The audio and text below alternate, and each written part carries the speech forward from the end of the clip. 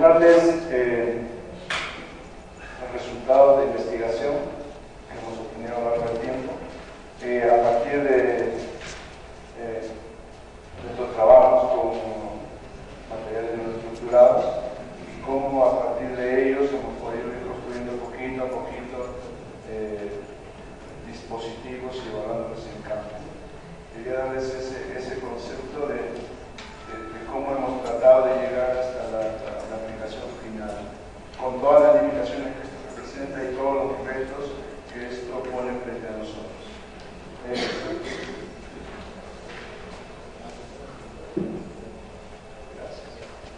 Bueno, comenzando, vengo de la Ciencias de la Universidad de Ingeniería de Perú. Quería mostrarles que básicamente el problema del agua en el mundo afecta a toda esta zona, ¿no? Entre lo que está Perú. Los problemas que nos afectan muchas veces son de origen natural, por ejemplo, la actividad volcánica cercana que contamina nuestros efluentes y los ríos. Por ejemplo, actividad humana que puede afectar y contaminar a los ríos y a la vez a las personas. Por ejemplo, la insuficiencia en la calidad de servicios. Por ejemplo, en Perú, cerca de 10 personas no tienen acceso a agua potable y 15 millones de personas no tienen acceso a desagüe. ¿No? Estamos hablando del 30% que no tienen acceso a agua potable y 50 y un poco más por ciento que no tienen acceso a sistemas de disposición de residuos. Eso implica un enorme reto, principalmente en países como el nuestro, en que las poblaciones en la zona rural están altamente dispersas y en las que las tecnologías usuales de descontaminación no llegan fácilmente. La degradación de contaminantes en agua, como les comentaba, es muy cara y difícil de implementar en zonas rurales.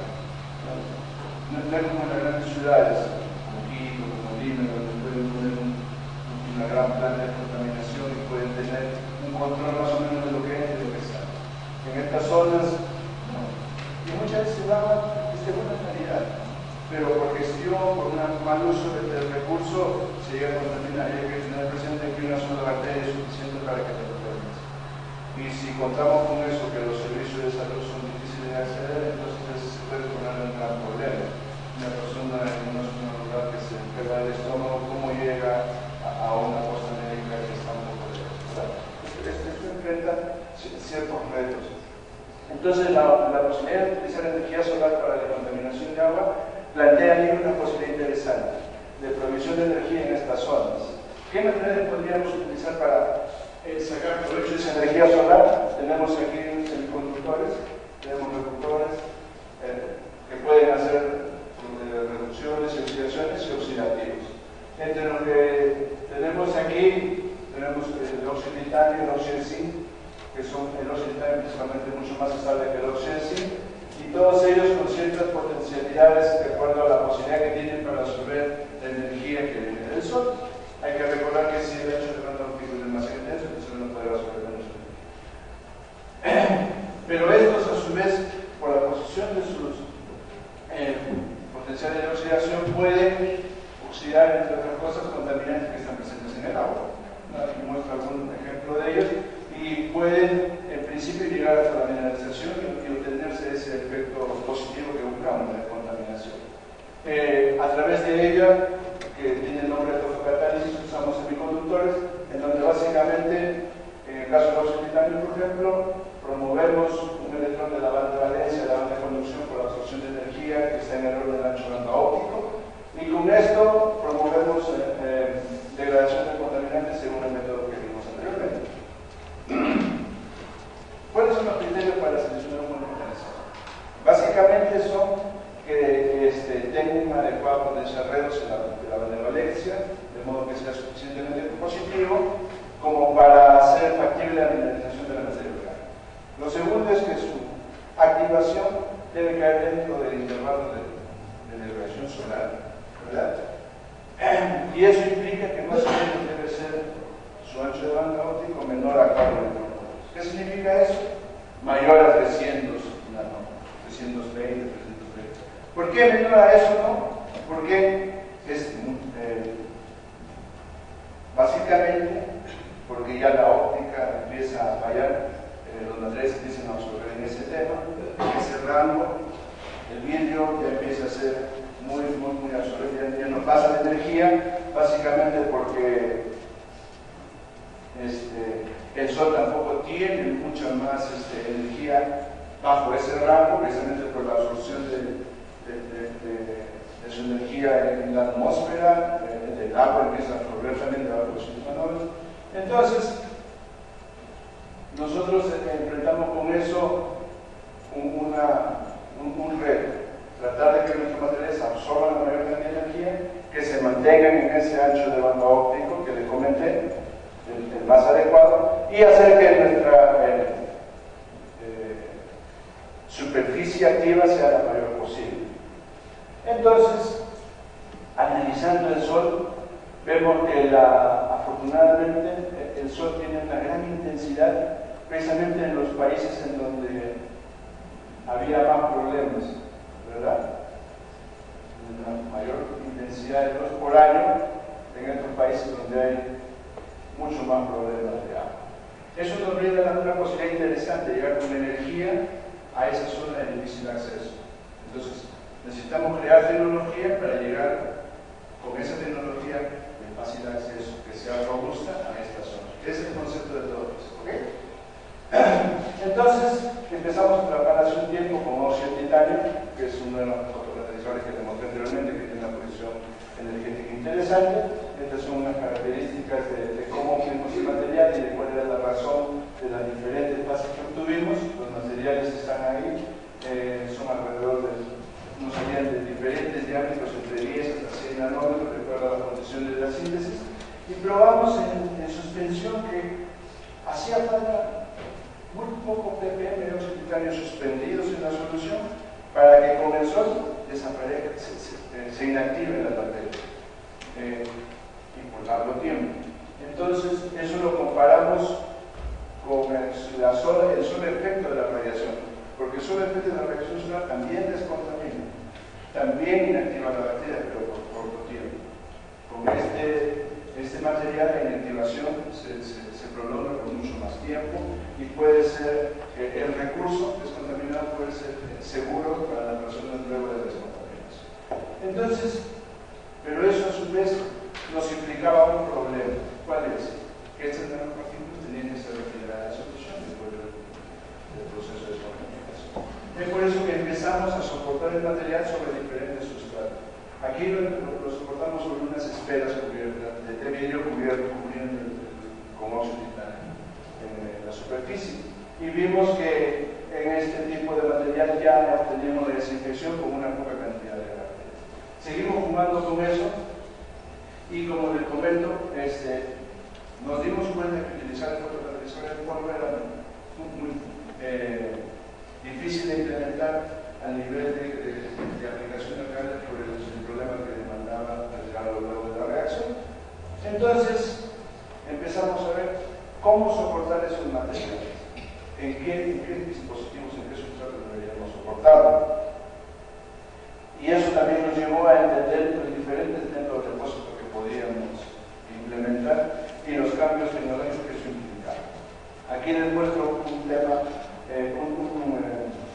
una forma o una técnica de depósito de estos materiales, en donde el sustrato en agua de material coating es recubierto por una película delgada de este material, en donde se tiene que jugar con la viscosidad del líquido, se tiene que jugar con la temperatura, con la velocidad con que se saca el sustrato dentro de la solución de depósito, ¿no? O también por spin coating, en donde hacemos girar a altas revoluciones controlando la aceleración y la deceleración con dentro de una película delgada. Luego también se puede trabajar esto a través de métodos de depósito que utilizan fase gaseosa o fase de vapor para la construcción de películas delgadas. Aquí muestro un proceso en que podemos hacer película delgada por fase gaseosa, en donde hay un proceso primero de absorción, luego viene una difusión superficial, luego una formación de enlace molécula-molécula y molécula o sustrato-molécula, o sea, una quimisorción, posteriormente una nucleación, que es una agregación de átomos o moléculas, una estructura y formación microestructural que puede ser amorfo, policristalino, monocristalino, de efecto de rugosidad. Todas estas cosas se pueden jugar variando las condiciones del depósito, vacío, poner una atmósfera reactiva, entre otras cosas. Aquí se ve cómo se podría trabajar lo mismo con sputtering, que básicamente es una especie de depósito donde se le hace que el átomo que se desea depositar sobre el sustrato vaya con mucha energía contra esto y se vaya cruzando poco a poco. Entonces ahí, modificando también la velocidad con la que llega, la temperatura a la que sea el sustrato, en donde le permitiría moverse mucho sobre la superficie o moverse poco, podríamos hacer diferentes estructuras. Podríamos tener en ese caso diferentes morfologías, ¿no? Siempre teniendo en cuenta que necesitamos incrementar la relación superficie-volumen para que haya mayor cantidad de material activo para este tipo de acciones. Aquí hay una muestra en la que se ve la parte interior de una cámara de depósito por sputtering. Claro que los materiales que son que no son conductores, como el óxido estaño, por ejemplo, este efecto tiene que hacerse por radiofrecuencia, porque ya no se puede poner un voltaje de C en ese caso, pero igual nosotros podemos hacer con ese tipo de planos o detalles depósitos que pueden ser útiles para nuestras aplicaciones. Aquí hay una pequeña muestra de cómo uno puede jugar en función de la temperatura del sustrato, de la presión del gas, con diferentes morfologías en este tipo de sistemas de depósito en fase gaseosa. Bueno, aquí hay un poco más de detalle de cómo se pueden obtener morfologías de diferentes tipos columnares con ese tipo de depósitos por sputtering. Luego viene depósitos por reacción química, por CVD, en donde también se pueden hacer depósitos de películas delgadas, y todo ese tipo de diferentes técnicas que hemos utilizado para hacer este tipo de depósitos de fotocatalizadores sobre sustratos y de ver su implementación. Aquí hay un ejemplo adicional de las esferitas de vidrio ya decolorando un contaminante industrial, el colorante industrial azuico, y la comparación con la sola nanopartícula de óxido de titanio en suspensión, y viendo cómo podemos acercarnos lo más que se pueda al efecto de tener una sola suspensión de óxido de titanio respecto de tener una suspensión o una nanopartícula de óxido de titanio soportada sobre estos sustratos, que nos permitiría a la postre retirarlo con mucha más facilidad del contaminante o del refrigerante que estamos trabajando. Aquí mostramos unos materiales que tienen el doble efecto. Tenemos absorción y tenemos sobre este material que es altamente absortivo, tenemos al catalizador. ¿Qué hacemos con esto? ¿Cuál es el concepto ahí? Ok, hacemos que el sistema absorba y que cada vez que el contaminante llegue a la superficie de ese absorbente haya una reacción química, se realice la fotocatálisis. ¿Okay? Entonces hacíamos con eso el tema de lograr la descontaminación, haciendo que estos pequeños pellets sean efectivos para sistemas tan sencillos como ¿no? Una pequeña botellita, poníamos los pellets con el absorbente del catalizador y veíamos este tipo de efectos en 2 días de trabajo. Y aquí está la descontaminación, se va básicamente en ese caso por pena. Luego empezamos a avanzar y decir, ok, ¿qué tal si soportamos este material en el interior de tubos, pero ya pensando en cómo llegar a hacer sistemas de recirculación, ya no solamente pasivos, ¿okay? Para incrementar un poco más la ingeniería. Entonces depositamos en el interior del tubo, analizamos y a través de diferentes proyectos logramos implementar esto dentro de unos reactores denominados cilindro-parabólicos compuestos que se muestran aquí y que tienen esta estructura de un sistema reflectante y el tubo está aquí con el occidental internado. En ese sistema evaluamos diferentes catalizadores. Por ejemplo, aquí tenemos un óxido de titanio soportado sobre celulosa, era como un papel soportado ahí, pasaba de fluente y se descontaminaba. Aquí un catalizador que podía absorber en el rango visible, no solamente alrededor de 400 nanómetros que absorbe el óxido de titanio. Evaluamos eso, ese sistema ya en zonas rurales, ¿no? Era autónomo, le habían puesto sus panecitos solares, pues ese estilo, ¿no? Ya viendo cómo realmente actuaba el sol, porque eso siempre hay un cuestionamiento, ¿no? Yo evalúo eso en el laboratorio, ¿cómo llego realmente al campo? Realmente el sol, con ese 5% que les digo de energía disponible para esta reacción funciona, ¿realmente es útil? Yo le digo que sí. Que una vez que hicimos estos experimentos, nos convencimos, por lo menos yo me convencí, que el sol funcionaba. Con solo ese 5% de energía disponible, el sol es un buen aliado para hacer este tipo de reacciones. Vimos el efecto de esto en diferentes usos, para diferentes condiciones, con lluvia, sin lluvia, con partículas suspendidas, sin partículas suspendidas, cómo teníamos que correr para hacer que un efluente o el agua, que venía muy poco contaminada, 200 unidades por de colonia generalmente, contra las 10 a las 7 que trabajamos en el laboratorio, no era nada. En el laboratorio tú pruebas con 10 a las 7 unidades por colonia. Eso es casi agua cloacal.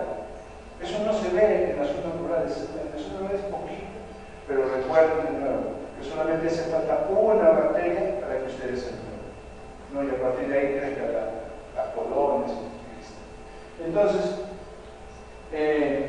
luego soportamos este material sobre un polímero, sobre un plástico. ¿Pero qué? Teníamos la idea de hacer de esto un sistema portátil. Sí, aquí esto ya es de 120 litros, no es de 20. Pero ¿por qué un sistema portátil? Nuestro concepto es para zonas de emergencia. Digamos que hay un terremoto, de que todos estamos entrando en terremotos, en donde los sistemas colapsan. Entonces es mucho más fácil trasladar esta pequeña bolsa vacía y coger el agua que es insegura en ese caso y ponerla al sol, eso se lo asegura a la persona, que trasladar el agua, que puede ser el agua embotellada, hasta la zona de desastre, por lo que pesa, ¿no? Cada persona, en promedio, ¿cuánto será? Necesitará unos 20, 30 litros día. Un pequeño pueblo de una persona, ¿cuánta agua necesita? ¿Cómo la? Es más fácil hablar estos sistemas sencillos, que con todas sus limitaciones dan resultados interesantes. Por ejemplo, en este caso, nosotros teníamos que mantener esto tapado para que el agua, cuando la llenábamos, no sea irradiada por el sol. Porque de lo contrario, mientras nosotros colocábamos el agua dentro de este reactor, se iba realizando el proceso de descontaminación. Y ya llegamos, terminábamos de llenar el reactor y el agua estaba descontaminada. Por eso 30 minutos, 40 minutos. Entonces, por eso tapábamos todo, poníamos el agua, medíamos, como dice el protocolo, agua al inicio, agua al medio, al final, y podíamos determinar cómo iba variando la contaminación. Luego avanzamos ya soportando materiales a través de esta técnica que es spray pirólisis. Es una técnica que se hace a presión ambiental, en donde básicamente calentamos un sustrato y nebulizamos lo que deseamos depositar, y hay una reacción pirolítica aquí. Entonces comenzamos a construir con esto ya nanorods de óxido de zinc, como se muestra aquí, que son básicamente agrupaciones columnares de más o menos una micra de espesor. Cada nanorod 100 nanómetros de diámetro. Y con eso podemos hacer fotoelectroquímica, podemos hacer contaminación, con todas las limitaciones que esto implica. Hay ejemplos de desinfección bacteriana en esos materiales con diferentes condiciones de depósito.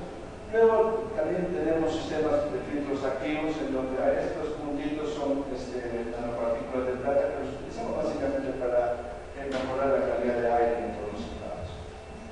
Aquí hay fotos más bonitas, las fotos anteriores que se hicieron en un laboratorio, las otras en otro laboratorio, a través de colaboraciones.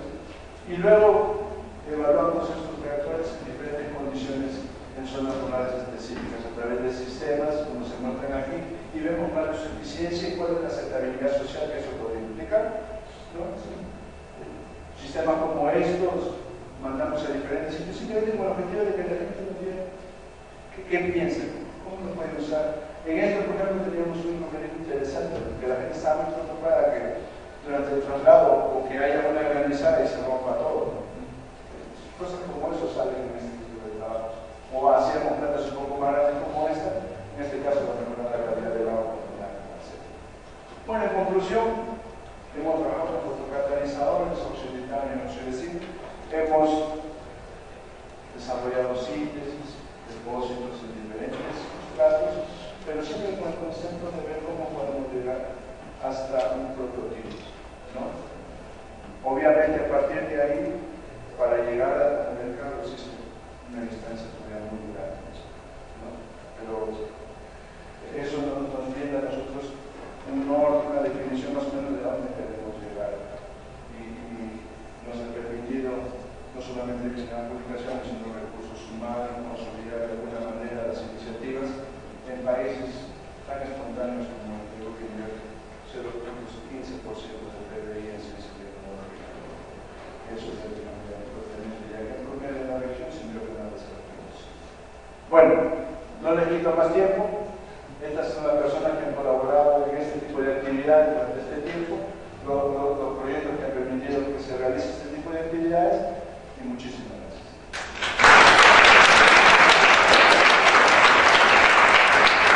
Bueno, bien preparado.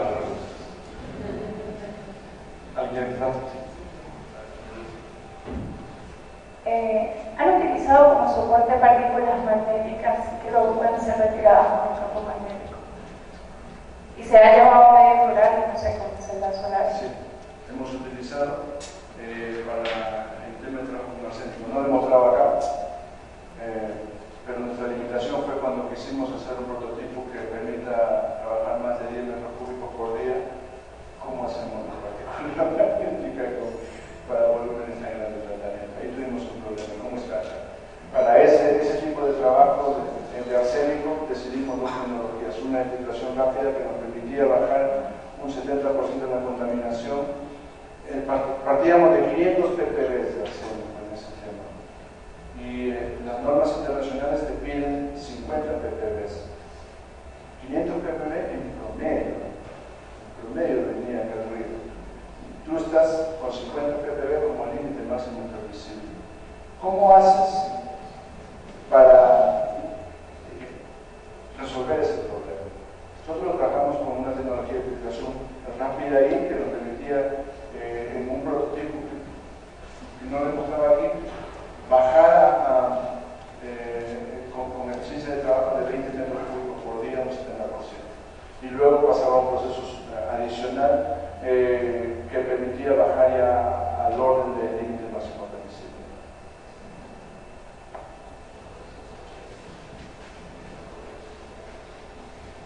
Sí, bueno, tu trabajo que es maravilloso desde el punto de vista científico y social, siempre me deja una inquietud, que es, cuando vos hablas de mercado, ¿el mercado quién es? El Estado.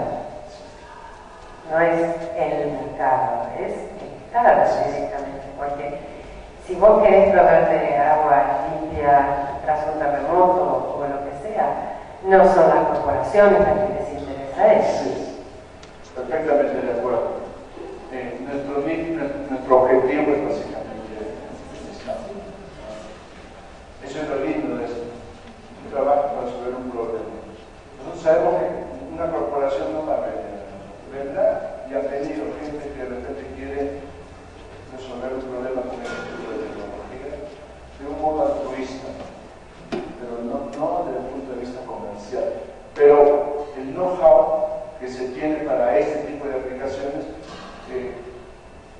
te da potencialidades para desarrollar productos que tengan objetivos más comerciales.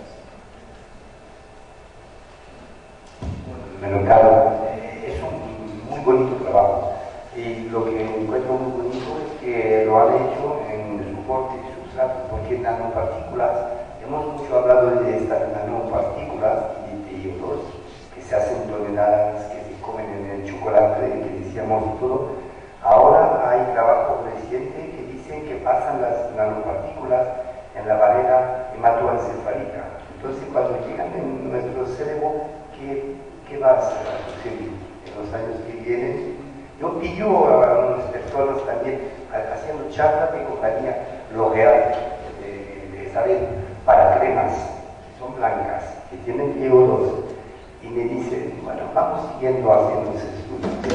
Pero bueno, en la piel, bueno, en el cerebro, no sé, esos son noticias recientes.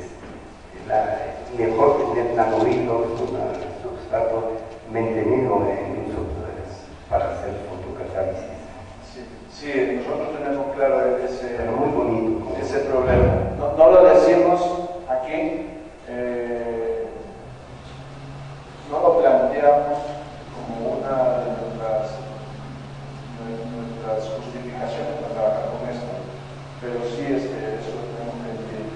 No lo decimos porque todavía no estamos muy seguros cuál es el efecto de las partículas independientes en el cuerpo, porque cuando la partícula está en solución, tampoco está solo, si no llega a doblegarse, a hacer cúmulos, ¿no? En principio podría de alguna manera evitar ese problema que dice.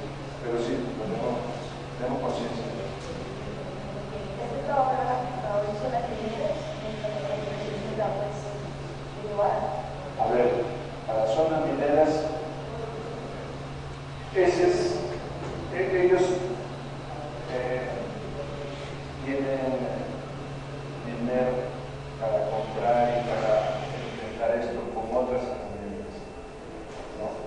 Nuestro objetivo no lo hemos aplicado con el trabajo, lo hemos aplicado en zonas mineras, precisamente porque somos poco competitivos con las otras tecnologías, ya que ellos están preocupados en el costo. Ellos tienen dinero suficiente para enfrentar el problema. Pero eso sí, ellos tienen en lo que se llama desarrollo social o algo así como le llaman, que tienen interés en impactar a las sociedades que están alrededor de la zona minera, ¿no? Entonces a ellos le quieren promover este tipo de tecnologías, pero todavía no hemos llegado a eso.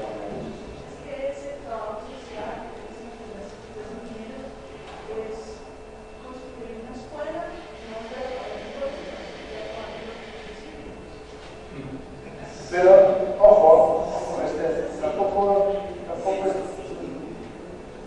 es tan así.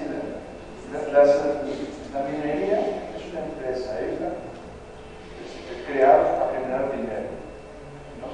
Es una máquina de hacer dinero, con las mejores condiciones que le ponga o si es que pueden escaparse de alguna condicional, lo van a hacer. El Estado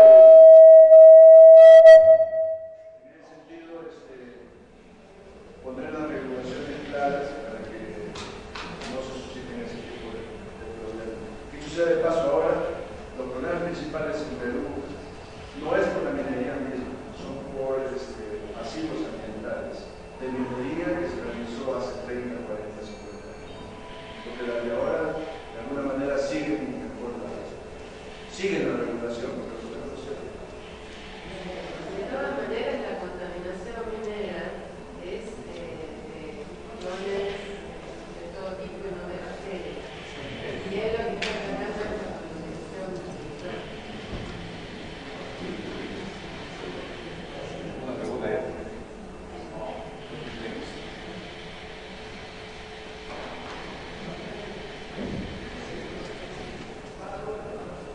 Buenos días. Primero felicitarles porque es un proyecto que sí es pequeño, se podría decir, pero da una solución a un problema social, como la contaminación del agua, clima vegetal.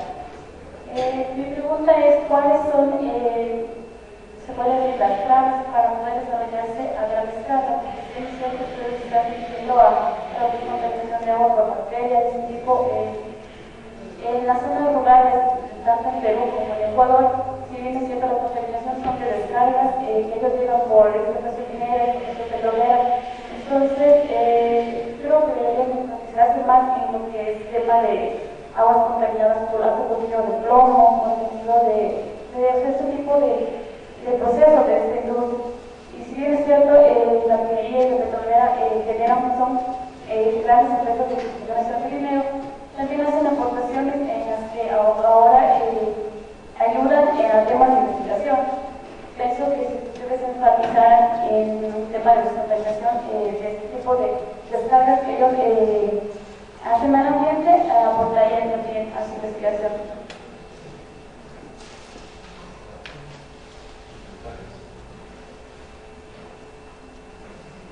Sí, esto pasa por validación.